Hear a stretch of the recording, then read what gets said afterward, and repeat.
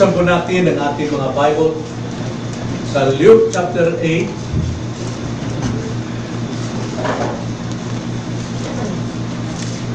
Luke chapter 8. At atin pong babasahin ang isang pangyayari na kung saan may kaugnayan po rin sa ating mga buhay bilang mga lingkod ng Panginoon, mga mananampalataya. Simulan natin basahin mula sa verse 22 hanggang verse 25. Luke chapter 8, verse 22 to 25. Isa sa mga araw na yon, siya'y lumulan sa isang bangka kasama ang kanyang mga lagad at sinabi niya sa kanila, "Tumawid tayo sa kabilang panig ng lawa." At sila'y naglayag. Samantalang sila'y naglalayag, siya'y nakatulog. Dumating ang unos sa lawa at sila'y napupuno ng tubig at nanganganib. Sila'y lumapit at ginising siya na nagsasabi, "Guro! Guro! Tayo'y napapahamak." Siya'y gumising at sinaway ang hangin at ang pagngangalit ng tubig. Ang mga ito'y minto at nagkaroon ng kapayapaan. Sinabi niya sa kanila, "Nasaan ang inyong pananampalataya?" At sila'y natakot at namangha. At sinabi sa isa't isa, "Sino nga kaya ito na kanyang inuutusan maging ang hangin at tubig at sila'y sumusunod sa kanya?" Tayo po'y manalangin.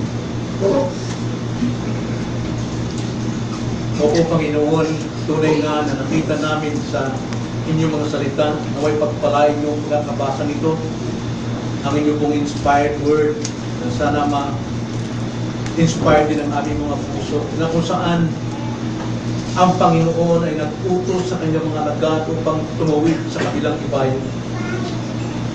At yun din pong paiwatig ninyo sa amin, na sa aming pong buhay, huwag kami manatili sa aming kinalalagyan, kundi sumunod kami sa iyong utos na dapat kaming tumawid sa kabilang ibayo ng aming pamumuhay Kristiyano, na lumalago, tumitibay, kagamit-gamit sa iyong pong karyan. Salamat po, Panginoon, ng mga salita ninyo ang aming ilaw, ng aming mga paa at liwanag ng aming landas. At hindi kami maaaring maligaw kung ito'y aming sinusundan. Na huwag kaming lumiko sa kanan man, nagaan o sa kaliwa, kundi magpatuloy sa liwanag na aming taglay hanggang tuluyan naming maabot ang bukal ng liwanag na ito na walang iba kundi si Kristo. Maraming salamat po, Panginoon. Nawa, ipaunawa ninyo sa amin ang inyong pong mga salita ngayong umaga. In Jesus' name we pray. Amen. Hindi ko makalimutan yung pong isang pangyayari sa Pasay, at alam pong madalas ko na ikukwento sa inyo, na meron po kami Bible study sa aming pong dating tirahan sa Pasay, Polo. That was 1965. At pagdating po ng 1988, nagsimula po kami doon ng Bible study. At marami rin po ang dumalo sa Bible study nyon, at isa sa mga tagapagturo doon si Brother Felix. At sa tagal ng pag-Bible study roon, marami po ang nag-profess na sila po yung mga Kristiyano na, bagamat hindi po namin tiyak. Pero nung araw, talagang natiyak namin, pag tumanong ka sa isang gawain, Kristiyano ka. At ang babae ito nag-profess na siya isang Kristiyano. Pero isang araw, nasangkot ang kanyang pamilya sa gulo. Nagkaroon ng awayan sa kanyang pamilya at ang mga kapitbahay, at nasangkot ang kanyang mga kamag-anak. At nakita niyang agrabyado ang kanyang mga anak, sabi niya, sandali lang. Huhubarin ko muna ang pagiging Kristiyano ko. Patitikman ko sa kanila pagsik ng kamao ko. Ang sabi ng babaeng ito. At yun nga, nangyari, talagang nagkasambunutan sila roon at nawala ang pag-asa ating Kristiyano. Bilang mga Kristiyano, tayo'y tinawag upang maging alagad at sumunod sa Panginoon. Pag sinabi pong Panginoon, He is Lord. Tayo ang kanyang servant. Ano man ang kanyang iutos, dapat tayong sumunod sapagkat tayo'y alagad. Sinabi ng Panginoon sa Luke chapter 9 verse 23, kung ang sino man ay nagnanais sumunod sa akin, tanggihan niya ang kanyang sarili at magpasan ng kanyang krus araw-araw at sumunod sa akin. Tanggihan niya ang kanyang sarili. Marami tayong interest, marami tayong dahilan. But following Christ is denying ourselves and follow Him. At sinabi rin ng banal na kasulatan sa 2 Timothy chapter 2 verse 4, walang kawal na naglilingkod ang nakikisangkot sa mga bagay ng buhay na ito. Yamang ang kanyang mithiin ay bigyang kasiyahan ang nagtala sa kanya. Na ito po'y pananalitang tumutukoy sa mga Kristiyano sa alagad na walang alagad, naglilingkod, na nakikisangkot sa usapin ng sanlibutan ito. Kundi ang kanyang hangarin ay bigyan niya ng luwalhati ang kanyang commander in chief, ang nagtala sa kanya, ang ating Panginoon. Kaya ngayong ating paksa ngayong umaga ay may tema po na pinamagatan kong mga kondisyon sa pagsunod kay Jesu Cristo. Mga kondisyon sa pagsunod kay Jesu Cristo. Ngunit hindi lahat ng tumatawag sa Panginoon ay totoong alagad ng Panginoon. Yan lamang nagpapasa ng krus, isinasatabi ang kanyang self-interest upang sumunod sa ating Panginoon. So ito'y nagtuturo sa atin, itong talatang ito, kung sino ang dapat natin sundin, sino ang dapat nating kasamahin, sino ang dapat nating kasagutan, at sino ang dapat nating pagtitiwalaan. At walang ibang maaring gawan ng ganong klaseng pagsunod na katangian ay ang ating Panginoon. Kaya sa ating pagsunod sa Panginoon, mayroong apat na dahilan na ma-observe natin sa ating passage na binasa. Unang dahilan, kung alam ni Jesus saan patutungo, sumama tayo sa Kanya. Ikalawa, kung nagpapahinga sa Jesus sa unos, magpahinga tayong kasama Niya. Ikatlo, kung sumasagot si Jesus kapag tinatawag, manalangin tayo sa Kanya. At pang-apat, kung nagtatanong si Jesus sa ating panampalataya, where is your faith? Then, magtiwala tayo sa Kanya. Nanais ko yung paliwanag ito isa-isa. Isa-isang dahilan at kondisyon. Una, kung alam ni Jesus saan patutungo, ang sabi niya, tayo ay sumakay ng bangka at tayo maglakbay sa kabilang ibayo. Alam niya ang direksyon, alam niyang dahilan kung bakit tayo inuutusan na dapat tayong tumawid sa kabilang ibayo. Ibig sabihin, sa ating pagiging Kristiyano nito, hindi lamang sapat na tayo believer. Dapat tayong tumawid sa mas malagong buhay bilang Kristiyano. Kung tayo may pasaway ngayon, dapat tayo'y mga lingkod sa darating. Kung ating titignan ang sulat ng apat na Ebanghelyo, may dahilan po ang Panginoon kung bakit inutusan niya ang kanyang mga alagad na lumunan sa isang bangka at tumawid sa kabilang ibayo. Dito po sa Lucas, kasama ng Panginoon ng kanyang mga alagad. Nakita ng mga alagad yung hirap, nagdaman nila ang gutom, ang uhaw, at ang hirap, walang katapusang trabaho. At dito makikita natin, kailangan nila ang magpahinga. At wala halos panahon ng Panginoon dahil sa gawain na sila'y kanilang masarili si Jesus. Yan po ang kalagayan dito sa Lucas. At sa Mateo naman, napakaraming tao sinisiksik ang Panginoon at hindi na makakilos ang Panginoon, hindi na siya makapagpahinga. Kaya naman, ang layunin ay mag-retreat muna para makapagpahinga na sa ganoon mai-focus niya sandali ang kanyang layunin sa kanyang totoong mga alagad. At dito naman sa aklat ng Juan, ganoon din, napakaraming tao na hangad nila'y himala. Ang hangad lamang nila'y himala, kaya ang Panginoon hindi nagtitiwala sa kanilang panampalataya, kundi doon sa kanyang tunay na mga alagad, kaya sila muna ay nag-retreat. So ipinapakita rito na alam ng Panginoong pagod na ang kanyang mga alagad. Pagod ba tayo? Marahil. Matagal na tayong Kristiyano. Matagal na tayo nagkasama since 1987. At alam kong pagod na kayo sa dami ng dinanas ninyong problema. Kahit na kayo mga bago pa lamang 5 years ago, alam kong pagod na rin kayo. And God knows that. So kailangan natin ng retreat. Kailangan natin ng pag-angat ng ating buhay. At alam din ng Panginoon na kailangan siya ng kanyang mga alagad upang siya ay makuhang sarilinan.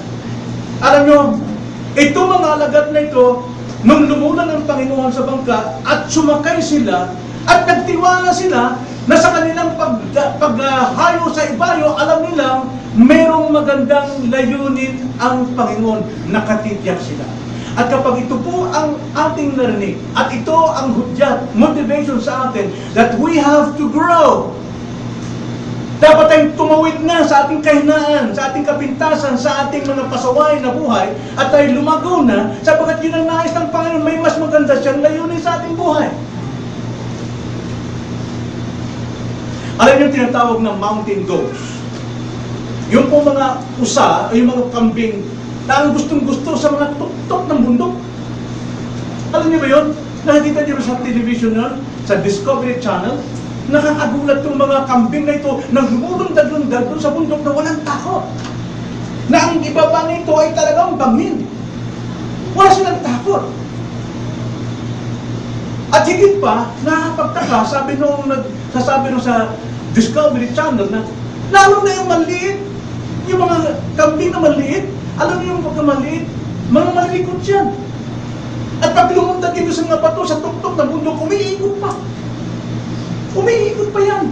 Talagang konting kamali ng kanilang paa ay laglag. Patay talaga sila. Pero bakit sila? Kampante. Naniniwala sila. Kaya nila. Alam kung bakit ang sekreto? Minasdan itong tao ito kung anong dahilan. Habang yung mga maliit na kambing daw, ay natututong lumakad at tumatawid-tawid sa mga bato, doon sa mismong matarik na lugar, ang nanay na sa ibaba, nagbabantay. Pinahayaan niyang lumakad ang kanyang mga anak, ano man ang gawin nila, dahil kung pag nahulog, gumulong, sinasalo ng nanay. Kaya nga sila ay talagang very dependent sa kanilang nanay. At dahil doon, sa tuwing sila nalalaglag, sinasalo ng nanay, wala silang takot hanggang sa nasanay na lumaki, kahit sa matatalas, sa matatalim na bato, kaya nilang lagyan dahil depende sila sa kanilang nanay. Itong mga alagad na ito, wala silang takot, wala silang reklamo, wala silang pagtutol na sinabi ng Panginoon, tumawid tayo sa kabilang ibayo. Sila po ay sumunod. Tignan nyo. Ang sabi sa verse 22, isa sa mga araw na yon, siya lumulan sa isang bangka, kasama ang kanyang mga alagad, at sinabi niya sa kanila, tumawid tayo sa kabilang panig ng lawa. At sila ay naglaya. Naglaya, walang reklamo. Alam nila na sila ay maglalaya kasama ang Panginoon. Wala silang takot dahil kasama nila ang Panginoon. Mga kapatid, encourage din ko sa atin na marami sa atin dito takot lumago sa kanyang panampalataya. Sapagat the more na we grow to grace of God, alam natin, mas malaking requirement sa atin, mas malaki ang pananagutan natin. Like for example, itong mga men ngayon, they have to grow. Matagal na silang sinasalo dito sa iglesyang ito.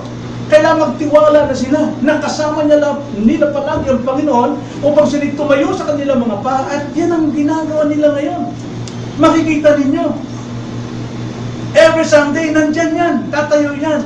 Lumulok-sulok-sulo yan. Dahil alam nilang hindi sila tatalikuran ng Panginoon.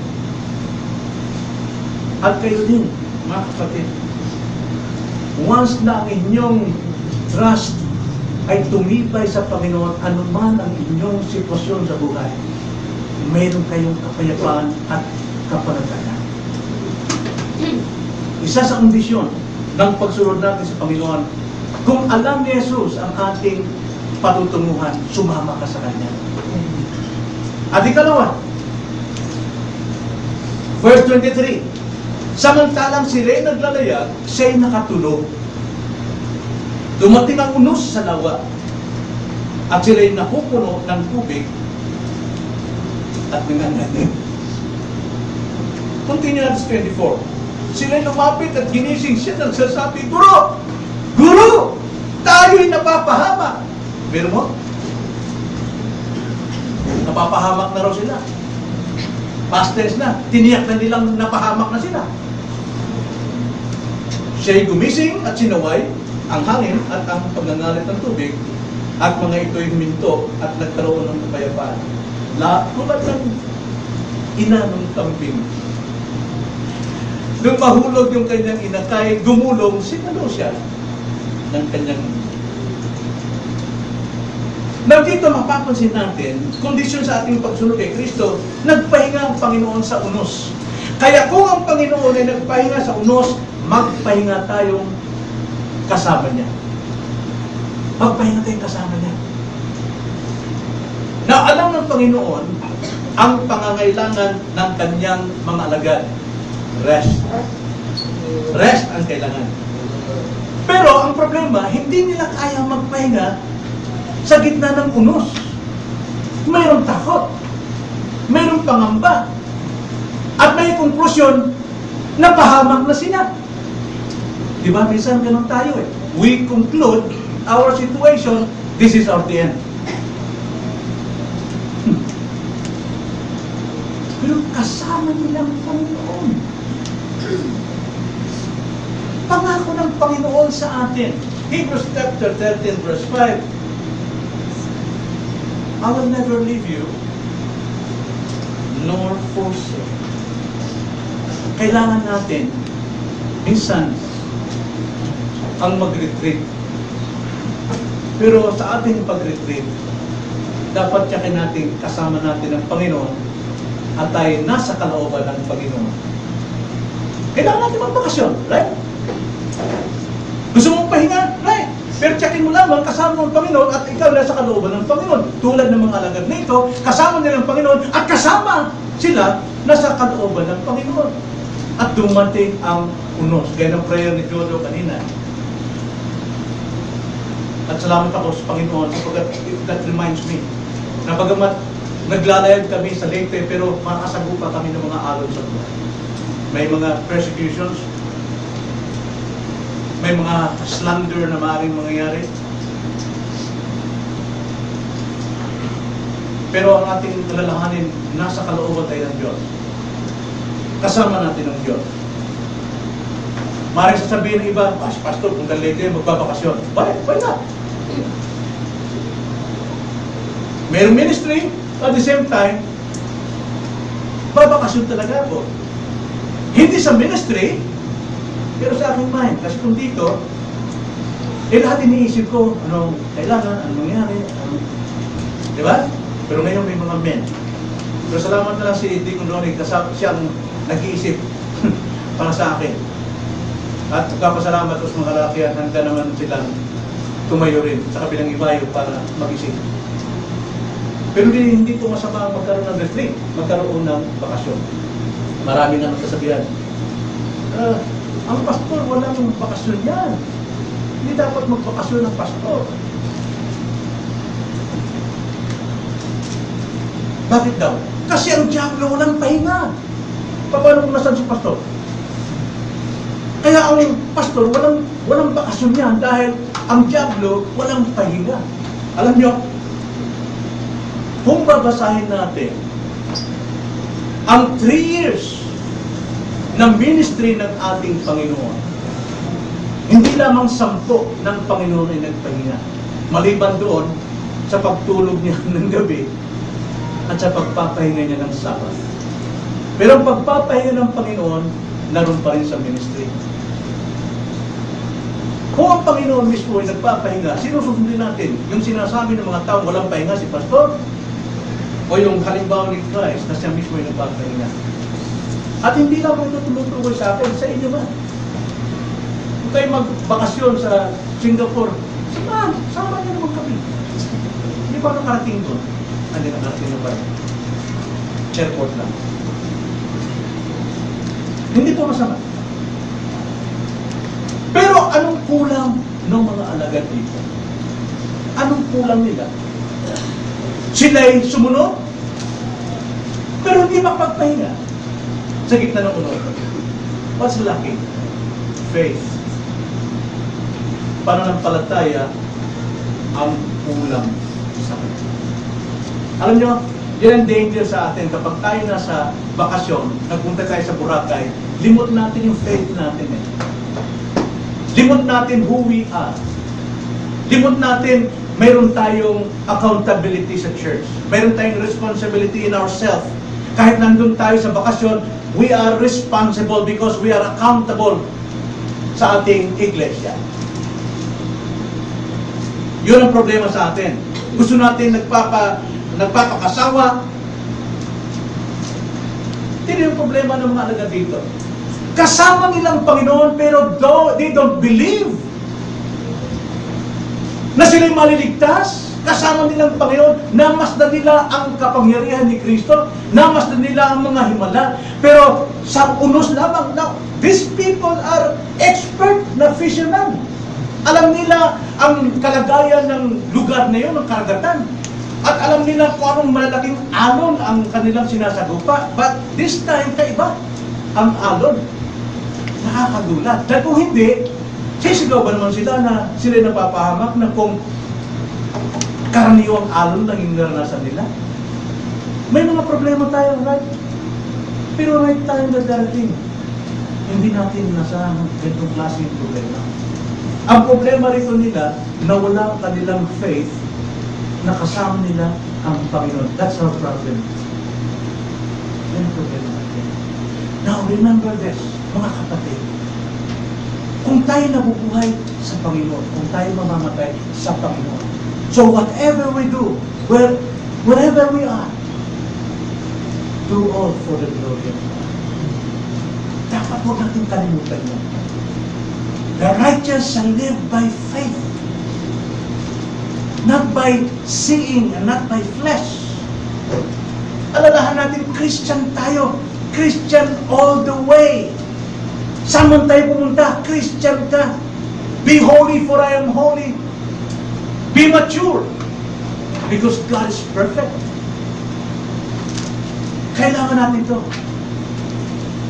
Kung kasama nilang Panginoon, bagamat sa situation nila, tila natabunan na sila ng buong karagatan, mga kapatid, at ito ng katapusan ng buhay nila, pero kasama nilang Panginoon, hindi sila mapapahamak. Yun po ang faith ko.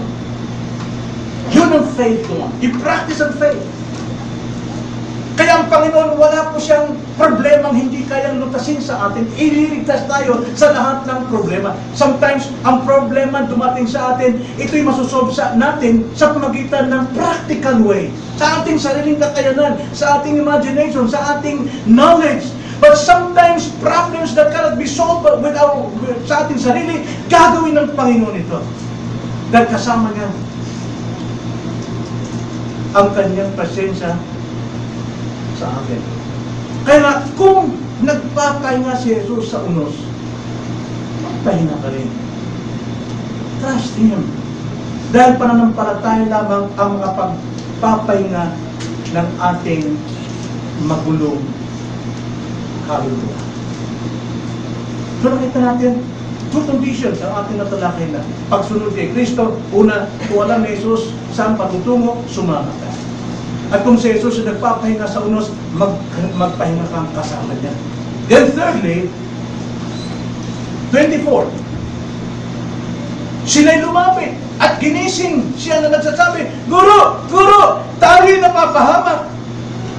What happened? And Jesus arose. Siya'y gumising, tumayo, at sinaway ang hangin at ang nagngangalit na tubig. At ang mga ito'y huminto at nagkaroon ng kapayapaan. So anong kondisyon thirdly? Kung sumasagot si Jesus sa panawagan, manalangin ka sa Kanya. Yun ang problema sa atin eh. Tayo'y nanalangin sa Diyos kapag nabibingit tayo sa problema. That's good. Tama lang yun. Pero how about pag masaya tayo? Tsaka na lang muna, okay naman buhay natin. Lifestyle na natin, mga kapatid, ang tumawag sa Diyos. Gaya na ng ating pag-aaral na isang babae mo, for 18 years, hindi siya kailangan nagka-absent sa synagogue para umattend. Because he is a daughter of Abraham physically, and he is a daughter of Abraham spiritually. Kaya kung si Jesus ay sumasagot kapag tinatawagan, manalangin ka sa Kanya. At ang panawagan nito mga alagad na ito, sabi, Panginoon, Panginoon, Guro, Guro. Napapahamak tayo. Pero mapapansin natin, sa kanilang panawagan, una nilang hakbang, sila'y lumapit. Sila'y lumapit sa Kanya. At yun ang napakalaga dapat natin alalahanin.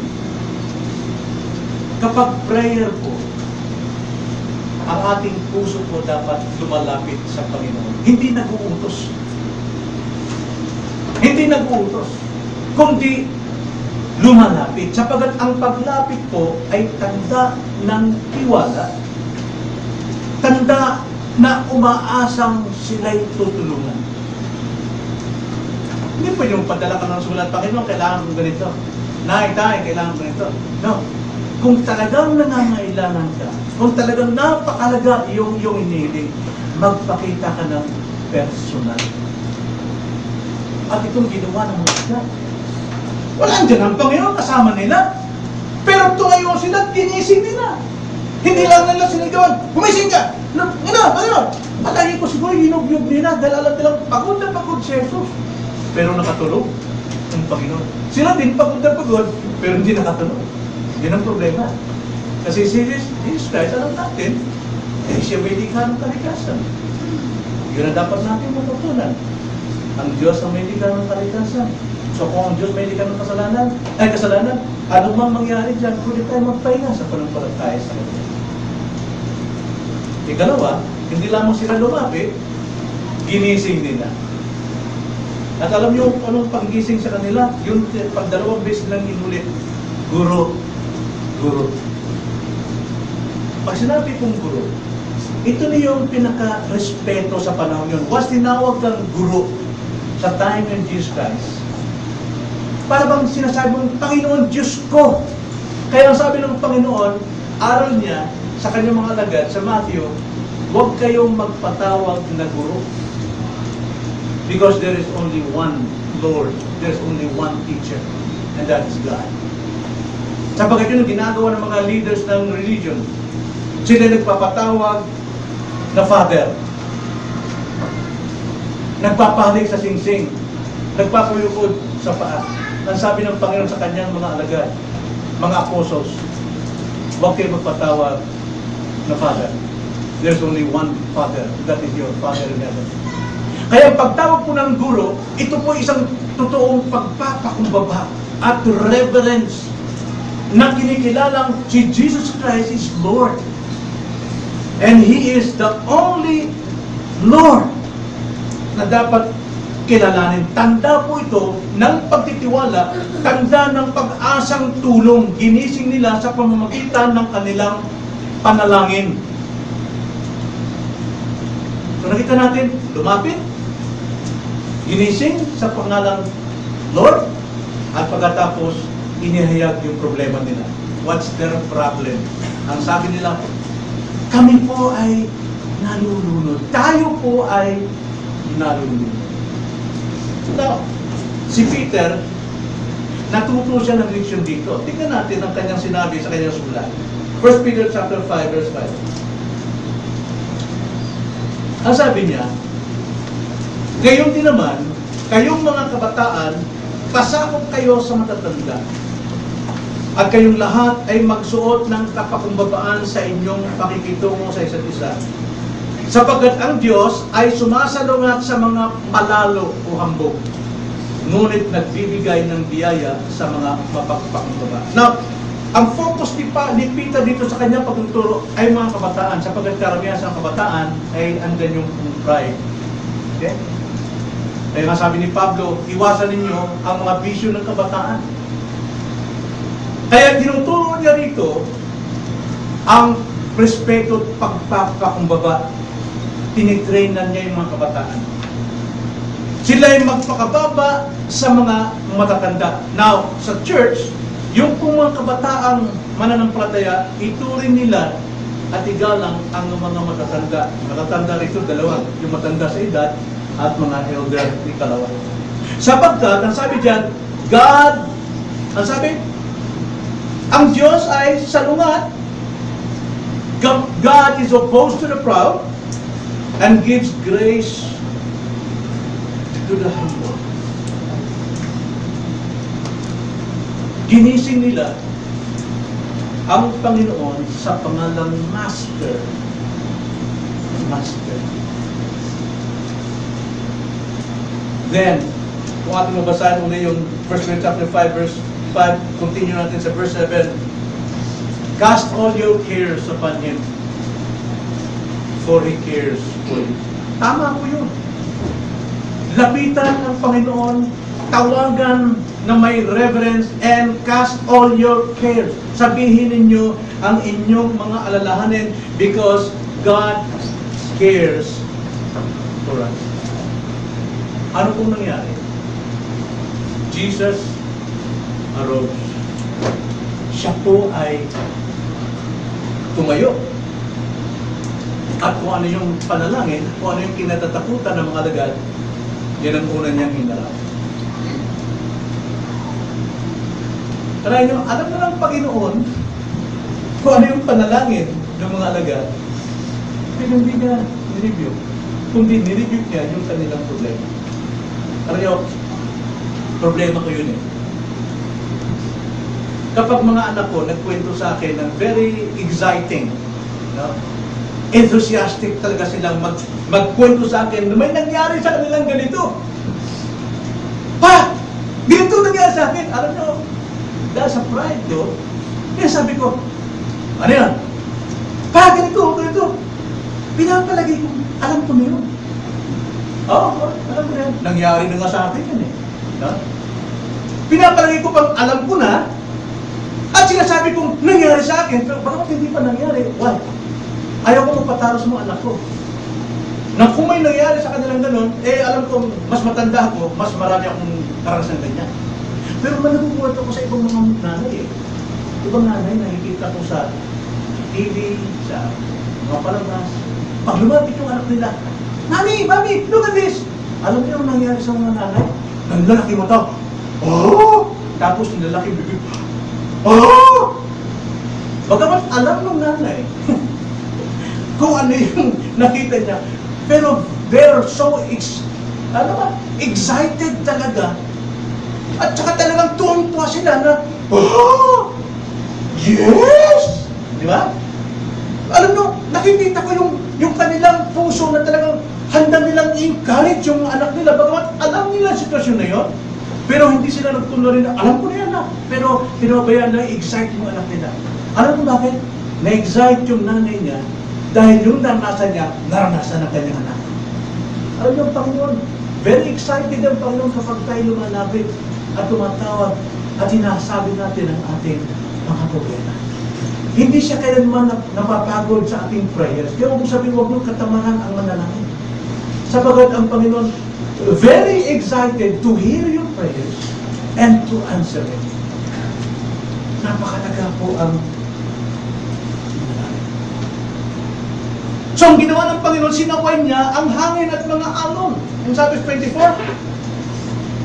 siya'y lumapit at ginising siya na nagsasabi, Guro, Guro, tayo mapapahama. Siya'y gumising, sinaway ang hangin. Wow! Sinaway. Saan natin makikita yung salitang sinaway? He rebuked the wind and the raging waves. Bakit ni-rebuke? Bakit kailangan i-rebuke ng Panginoon? Bakit hindi sabi, let there be silence? Kundi ni-rebuke niya, tumigil kayo! Eh, ginagaya ng mga pastor ito. In the name of Jesus, inutusan kita sa Satanas! Na si Jesus lang po nag-rebuke dito. Bakit ni-rebuke? Saan ba ginagamit ng Panginoon ang rebuke? Tignan natin ilang bahagi sa kasulatan, chapter 4 ng Luke, verse 35. Luke 4:35. Subalit sinaway siya ni Jesus at sinabi, tumahimik ka at lumabas ka sa kanya. At nang ang lalaki ay nailugmok ng demonyo sa gitna nila, ay lumabas siya sa lalaki na hindi ito sinaktan. Sinong ni-rebuke ni Jesus Christ? Ang demonyo na nagahari sa isang taong may karamdaman. Pinalaya siya. Sa makatwid, ni-rebuke ng Panginoon ang hangin na ito. Hindi ito ordinaryong hangin na naranasan ng mga alagad, kundi ito yung hangin na ginagamit ng kaaway upang pahinain ang pananampalataya at pagtitiwala ng mga alagad kahit kasama nila ang Panginoon. Nakita nyo? May kaugnayan kanina. Na yung ating mga dahilan na hindi tayo makadalo, na hindi tayo makarating, akal natin, sarili natin, pero ginagamit ni Satanas yan para tayo malayo sa presensya ng Panginoon.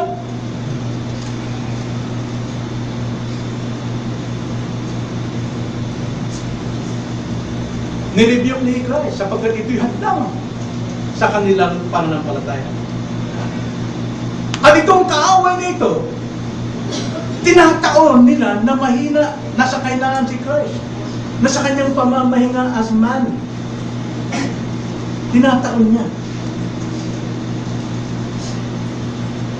Pero dahil si Kristo ay makapangyarihan, hindi niya pinagsabihan una malagad, kayo naman masyadong patatakutin, no? Nakita ng Panginoon na itong nangyaring ito ay gawa ng kaaway upang mawala ang tiwala nila sa kanyang presensya. Kaya una niyang nirebuke. Ang kalikasan hindi nire-review ng Panginoon. Sumusunod yan sa Kanya. Sapagkat siya may likha. Pero this time, nire-review niya. Ano bang mga problemang dumating sa atin na naging hadlang sa ating paglapit sa Panginoon para mag-grow tayo, para makatawid tayo sa ating kasalukuyang kalagayan, kailangan niyang reviewin. Kaya nga, ang kondisyon sa ating pagsunod sa Kanya, kung sumasagot si Jesus kapag tinatawagan, manalangin tayo sa Kanya. Then, pangapat, lastly, kondisyon sa ating pagsunod sa Panginoon ay itong banggitin muli ang una. Kung alam ni Jesus saan patutungo, sumama ka sa Kanya. Kung nagpapahinga si Jesus sa unos, magpahinga kang kasama niya. Kung sumasagot si Jesus kapag tinatawagan, manalangin ka sa Kanya. At pang-apat, verse 25. Sinabi niya sa kanila, nasaan ang inyong pananampalataya? At sila natakot at namangha. At sinabi sa isa, sino ang kaya ito? Na kanyang inuutusan maging ang hangin at tubig at sila'y sumusunod sa Kanya. Nakita niyo ang ignorance nila? Kasama nilang Panginoon, pinagtatanong, sino ito na may kapangyarihang mag-utos? Na they know Christ. Pero hindi na pinagana kami ng faith. Faith believes the impossible, but flesh cannot believe even what is possible. Yun po nila. Kung nagtatanong si Jesus sa ating faith, ang dapat natin gawin, trusting, magtiwala tayo lalo sa Kanya. Because that's our problem. Kapag nagtatanong si Jesus, where is your faith? Magtiwala ka sa Kanya. No, ano ibig sabihin ni Christ? Wala ba silang panampalataya? Meron. Pero hindi gumana, hindi umanda. Kaya sabi ng Panginoon, nasaan ang tiwala nyo? Kasama ako eh. Ha? Nasaan ang tiwala nyo sa akin? Hindi sinasabi ng Panginoon, you have no faith. No, where is your faith? At this circumstance. Sa sitwasyon na, nasaan? Hindi gumagana. Bakit? Pagod kayo eh. Masyado kayong abala, natatakot kayo. Alam mo, pagka may fear, nawawalang faith. Pag pagod ka, nakating ka sa siyang sarili. Kawawa naman ako, pagod ako. So walang faith. Kaya sabi ni Christ, nasaan ang faith? Ba't hindi kayo gumagana? Kasama ninyo ako rito. Hindi rito saving faith dahil mga ligtas na mga tao nito. Kundi, ang tinatanong dito ng Panginoon, ay faith sa Kanya na siyang handang mga laga, silang sasalo, gumulong man sila, sasaluin sila. Kaya dapat lang silang lumukso-lukso sa mga taas sa bundok dahil alam nilang kasama ang Panginoon. But this time, hindi kumana.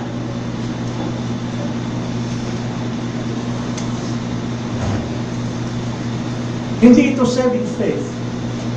Kasi ang saving faith, hindi kailangan ng malaking pananampalataya. Alam natin yan. Lagi natin pinag-aralan ng parables of the seed.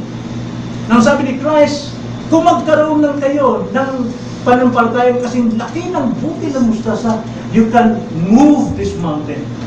Ibig sabihin, the impossible, magagawa ninyo. At alam natin na walang imposible sa Diyos. Ang mahirap sa tao ay posible sa Diyos. Yung po yung kaligtasan. Hindi yung literal na mapapalipat natin ang bundok kung mayroon tayong pananampalataya. No.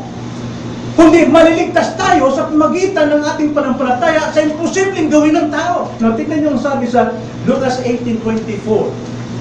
Luke chapter 18, verse 24 to 27. Tumingin sa kanya si Jesus at sinabi, napakahirap sa mga may kayamanan ang pumasok sa karya ng Diyos. Sapagat madali pa sa isang kamelyo ang pumasok sa butas ng isang karayon kaysa isang taong mayaman na pumasok sa karya ng Diyos. Ito'y talinhaga, no? Ang sabi, napakahirap ang isang kamelyo na pumasok sa butas ng karayon. Ang sabi ni Soriano, ay pwede yun. Walang posible dyan. Hayaan mo yung kamelyo yung mabulok para ipasok mo isa-isa. No? Literal na sinasabi, hindi papasok yung kamelyo. Ang sabi ng Panginoon, buong kamelyo, imposible papasok sa butas ng karayon. Ano sinasabi ng Panginoon?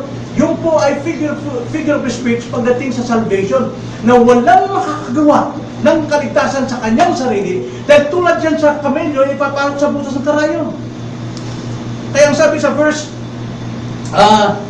26, at sinabi ng mga nakarinig dito, sino kaya maligtas? They're talking about salvation.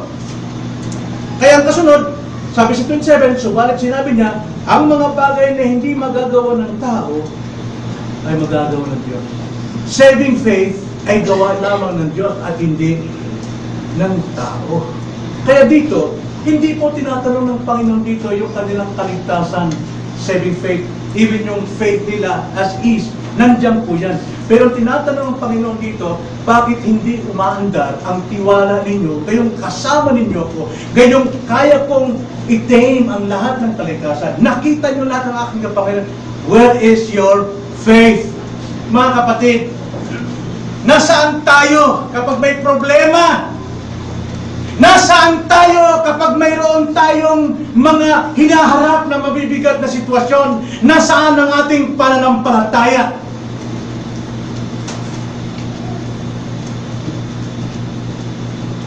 Na kay Kristo. Pero nasaan si Kristo? Pag nandun ka roon sa trabaho mo, pag nandun ka roon sa iyong problema sa bahay, ay nasa church. Tumitibay yung pray ko pag nasa church. Ha? Ibig sabihin, iniiwanan mo yung panampalataya mo. Alam nyo, mayroon isang kwento. Tungkol po doon sa yung palabas ng parachute. Nung araw, ang tawag yung parachute. Sino lang yung parachute. Hindi. Ang tama palang parachute. Mayroon pong display, no? Parachute display. At nakasakay sa isang aeroplano. At handa na silang lumundag doon sa target na paglalabagan nila. At kailangan, lahat po na nangyayari sa ere, yung exhibition nila, dapat makunan ng video. So may nagpresentang isang video man. Very excited yung lahat ng yun. Mayroon silang 20. Kasama ngayon, ang cameraman, 21 sila. Very excited. Pero bago sila lumundag, mayroong seminar doon sa aeroplano na itong parachute, itong gagawin nyo, isuot nyo ito. Pagkatapos, pag nandun na kayo sa ere, gawin nyo lang lahat yung palabas. At pag oras na kailangan nyo ng ibuka yung parachute, bunutin nyo lang ito. Yes! Sigaw sila. Ready! Okay, ready! Anong busy na sila. Very excited. Ito na, lundag na. Pag lundag nyo yung 20, huling-huli yung cameraman. Lumundag yung camera, kinundan niya talaga ng magandang exhibition yung video.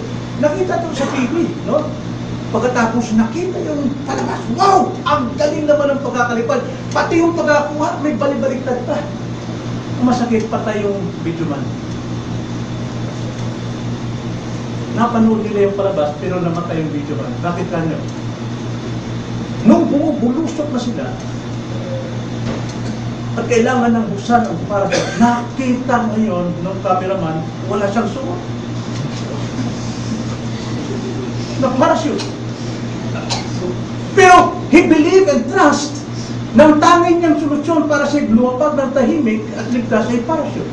But the parachute na cancel na doon sa aeroplano. Naiwan. Na-recover ang camera, pero patay yung camera. Sometimes naman tayo. We believe Christ. We believe God.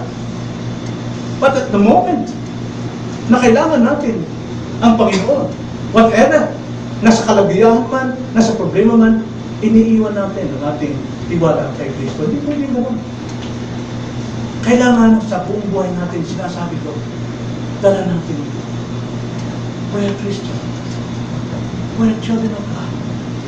Saan man tayo pumaroon, dala natin ito. This is our life. This is our lifestyle. This is our chief end. To glorify God and to enjoy Him forever. Taglayin natin si Kristo saan man tayong lugar o panahon naroon. Magagawa natin na ayusin na. Alam nyo, biyaya talaga ng Panginoon sa mga lugar na ito.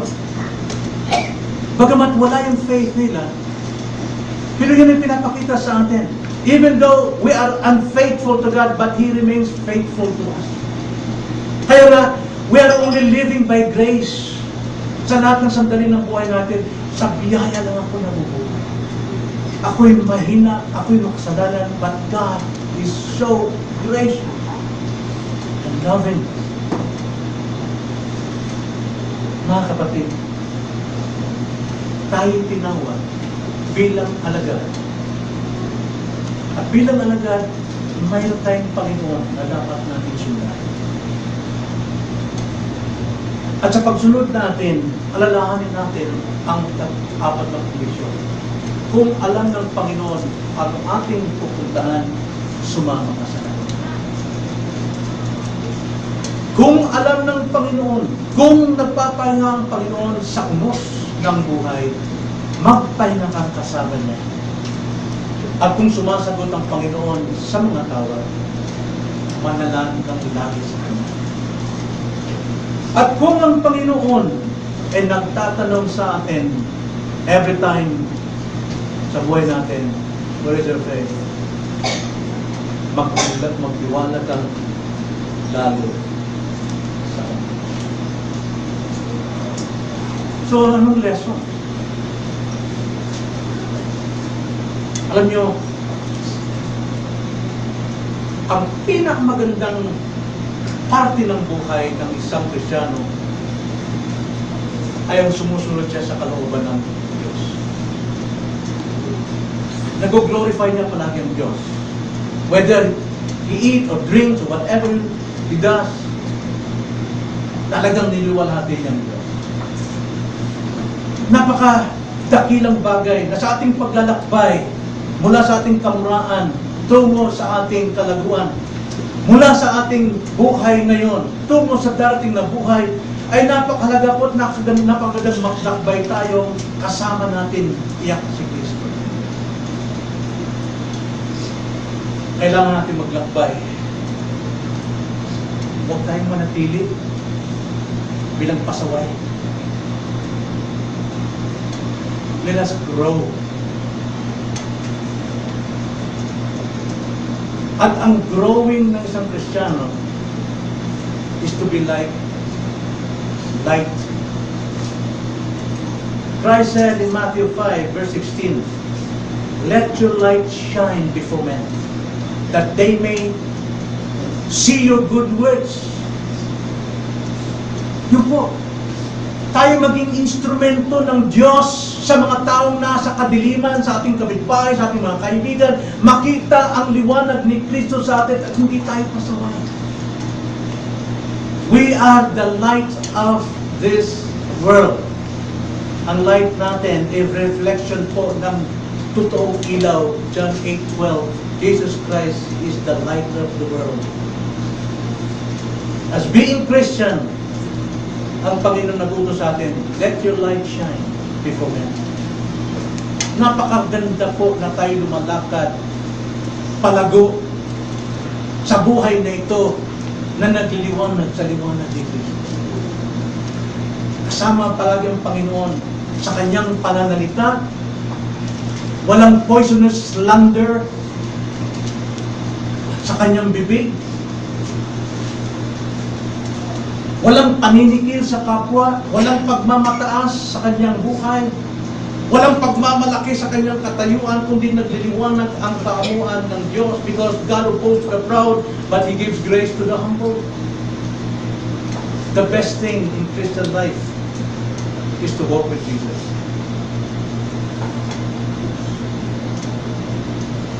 And also, ikalawa, kailangan din natin magpahinga. Kailangan natin magpahinga. Mag-enjoy tayo. Kung ang pahinga ninyo ay sa mall, then enjoy it. Because it is a blessing na mag-enjoy tayo sa lahat ng creation ng Panginoon, sa lahat na nakikita natin mula sa kanyang creation, then enjoy it. Eat.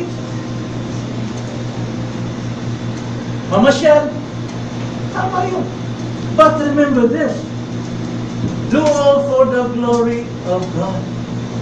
Gawin natin na ang Diyos pa rin ang nalungo natin. Huwag natin gubarin ang ating parachute para mag-enjoy lamang sa kagandahan ng nature. Pero ang katapusan nito ay kapahamakan.